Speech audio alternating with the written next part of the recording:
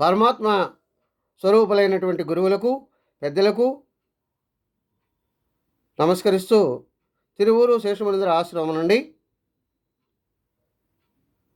శ్రీ భగవద్గీతలోని 5వ అధ్యాయం నుండి 6-7 శ్లోకాల గురించి విశ్లేషణ ఇచ్చుకుందాం.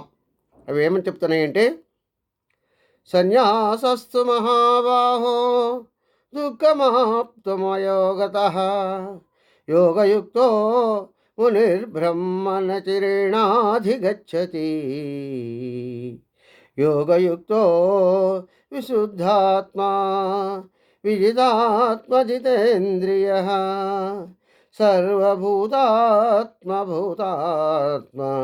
కుర్వన్నపి న లిప్యతే అని తెలియచేస్తున్నాయి. అంటే సాధకుడైనటువంటి అర్జునునకు, అంటే సాధన చేసేవారందరికీ ఈ విధంగా చెప్పడం జరుగుతుంది. శ్రీకృష్ణ పరమాత్మ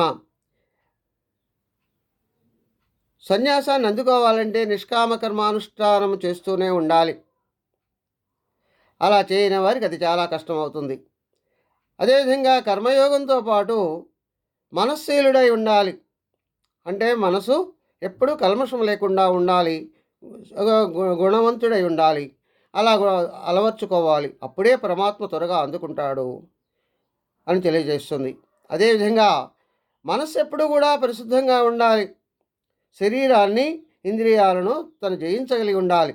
సమస్త జీవులలోని జీవాత్మను తన జీవాత్మగా భావిస్తూ నిష్కామ కర్మ చేసేటటువంటి కర్మయోగి కర్మలు చేస్తున్నా సరే అవి అతనికి అంటుకోవు అని తెలియచేస్తుంది. స్వస్తి సర్వే జనా సుఖినో భవంతు. ఓం శాంతి శాంతి శాంతి.